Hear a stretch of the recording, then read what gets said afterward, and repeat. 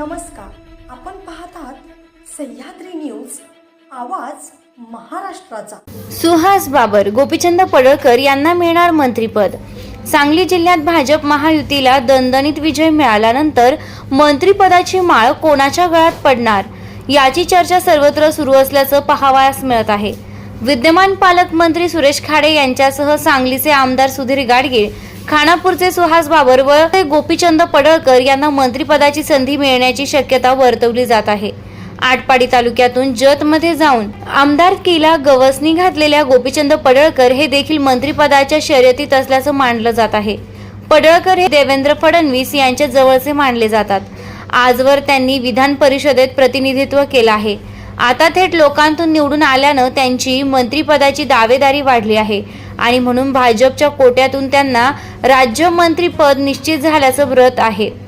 स्वर्गीय अनिल भाऊ बाबर यांच्या निष्ठेचं फळ म्हणून त्यांचे सुपुत्र सुहास बाबर यांनी खानापूर, आटपाडी, विसापूर मतदारसंघातून जिल्ह्यात विक्रमी मताधिक्य मिळविलं आहे।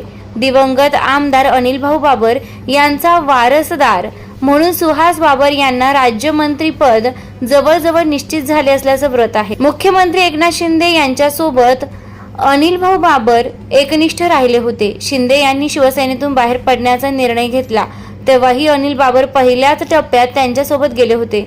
या निष्ठेची पावती म्हणून सुहास बाबर यांचे मंत्रिपद निश्चित असल्याचे वृत्त आहे।